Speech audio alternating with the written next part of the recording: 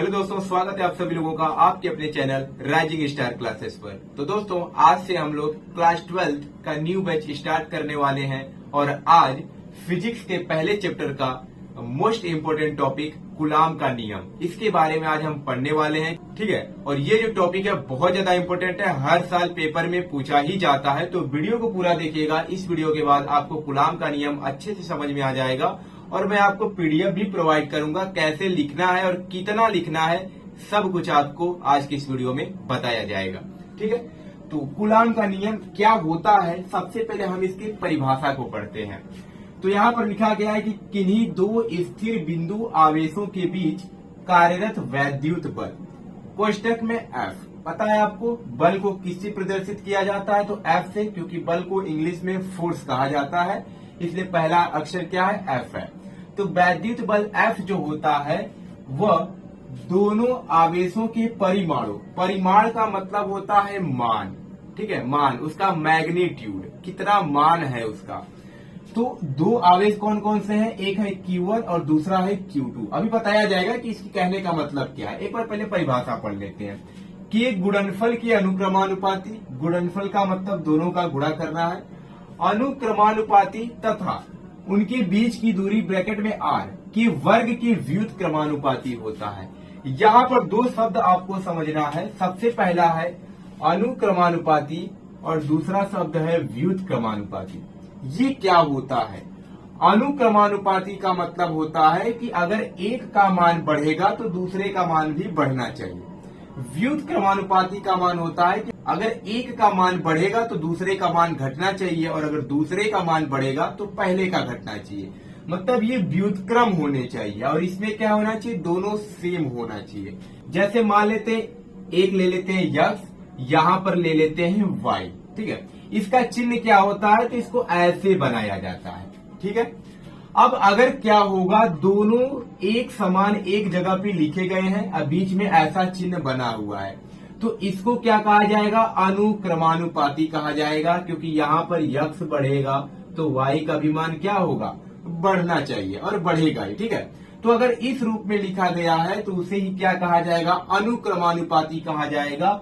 और व्युत्क्रमानुपाती का मतलब होता है कि अगर एक ऊपर है तो दूसरा जो होना चाहिए वह नीचे होना चाहिए। ठीक है, जैसे यक्स चिन्ह वैसे ही रहेगा और ये क्या हो जाएगा? ये नीचे हो जाएगा, तो ये क्या हो जाएगा? व्युत्क्रमानुपाती। अगर क्या होगा? y बढ़ेगा तो यक्स का मान क्या होगा? घटेगा।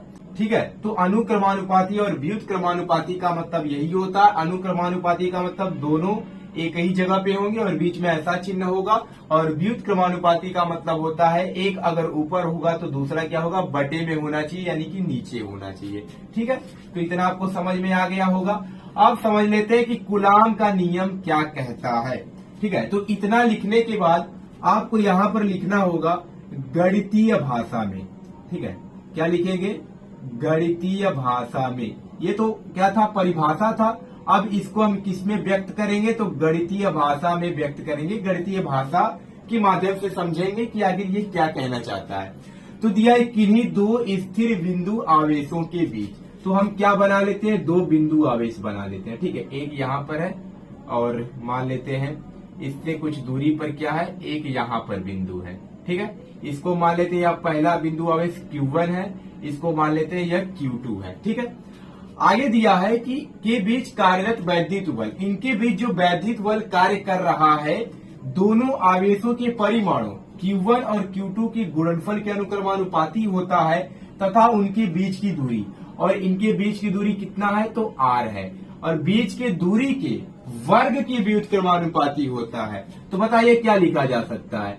पहला जो f है वह किसके अनुक्रमानुपाती है?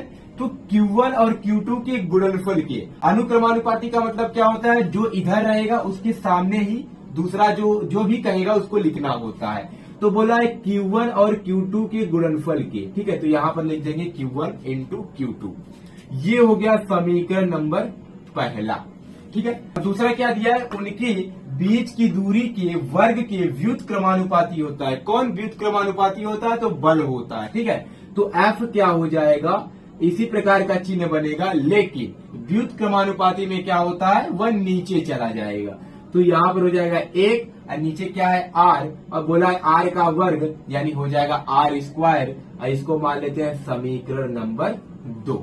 ठीक है, बहुत आसान है, हो गया गणितीय भाषा में, यही कहना चाहता है, बस इतना को ही, इतना ज्यादा हिंदी में हमें लिखना होता है। ठीक है, अब यहाँ पर आप क्या लिखेंगे, समीकरण 1 व 2 से क्या हो जाएगा, समीकरण 1 व 2 से, समीकरण 1 व 2 से क्या पता चलता है, यह f जो है Q1 Q2 के अनुक्रमानुपाती है और f जो है 1/r² के व्युत्क्रमानुपाती है। तो बताइए हम क्या लिख सकते हैं, f जो होगा वह Q1 Q2 के क्या है, अनुक्रमानुपाती, और बटे r² के क्या है, व्युत्क्रमानुपाती। सेम ऐसे ही लिखा गया, बस अलग अलग लिखा गया है, तो हम इसको इस प्रकार से लिख लेते हैं, और इसको क्या मान लेते हैं हम, समीकरण नंबर 3 मान लेते हैं।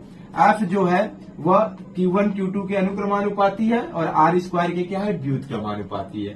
तो ये हो गया समीकरण नंबर 3।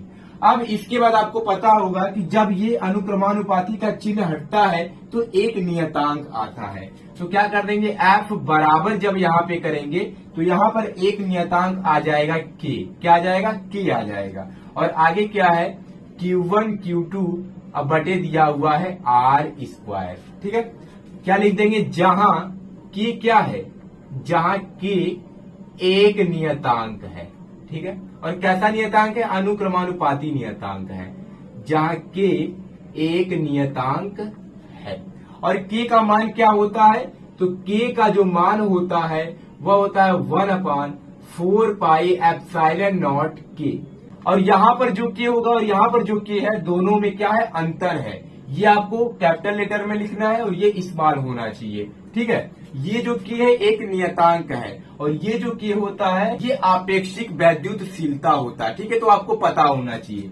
तो k बराबर क्या हो जाएगा, 1/4πε0 k, k का मान क्या करते हैं, समीकरण 3 में रख देते हैं। तो यहां से लिख देंगे k का मान समीकरण 3 से, k का मान समीकरण 3 में रखने पर, ठीक है, समीकरण 3 में रखने पर तो क्या हो जाएगा, f बराबर हो जाएगा 1/4πε0 k Q1 Q2 अब बटे क्या हो जाएगा, r²। ये क्या हो जाएगा, ये आपका फार्मूला हो जाएगा वैद्युत बल का, और इसी को क्या कहा जाएगा, कूलाम का नियम। सवाल में आपको यही फार्मूला यूज करना है, कौन सा, f बराबर 1/4πε0 k Q1 Q2 by r²।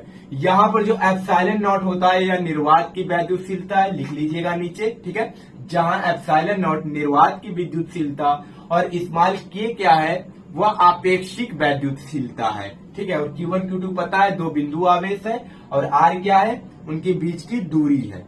ठीक है, तो सवाल में ये फार्मूला यूज होगा और हर साल क्वेश्चन पूछा जाता है। तो यही होता है कूलाम का नियम, बहुत आसान है। एक बात और आपको पता होना चाहिए, अगर आपके न्यूमेरिकल में निर्वात और वायु आ रहा है तो वहां पर k का मान कितना हो जाएगा, 1 हो जाएगा। ठीक है, निर्वात या वायु के लिए, निर्वात या वायु के लिए क्या होता है, k का मान, तो k का मान 1 होता है। तो वहां पर जो फार्मूला बनेगा वो हो जाएगा f बराबर 1/4πε0 Q1 Q2 बाई r²। ठीक है, k का मान 1 हो जाएगा तो हट जाएगा k।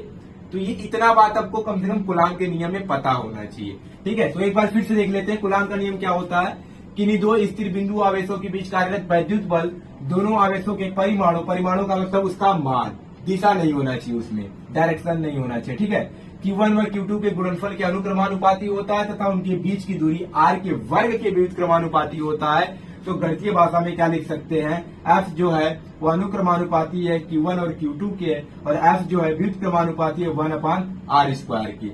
समीकरण 1 व 2 से क्या लिख सकते हैं, f जो होगा वही चीज एक जगह पे लिखा गया है, और यहाँ पर जब अनुक्रमानुपाती का चिन्ह हटता है तो एक नियतांक आ जाता है k, और k क्या है, एक नियतांक है, k का मान होता है 1/4πε0 k, और यहाँ पर जो k होगा वह स्मॉल लेटर में होना चाहिए।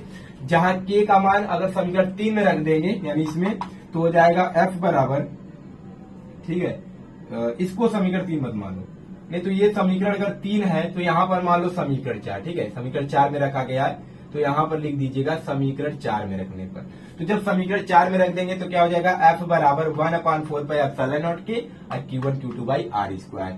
यहाँ पर जो के है इसको क्या कहा जाएगा, आपेक्षिक वैद्युतशीलता, और एप्सिलॉन क्या होता है, निर्वात की वैद्युतशीलता। और अगर आपके क्वेश्चन में निर्वात अथवा वायु बोलेगा तो वहां पर जो इस के का मान होगा वो 1 होता है। ठीक है, तो वहां पर जो फार्मूला यूज होगा वो हो जाएगा F बराबर 1/4πε0 Q1 Q2 by are square. हम लोग न्यूमेरिकल करेंगे, ठीक है, तो वहां पर आपको बताया जाएगा कि किस चीज के लिए के का मान कितना होता है, किसके लिए कितना होता है।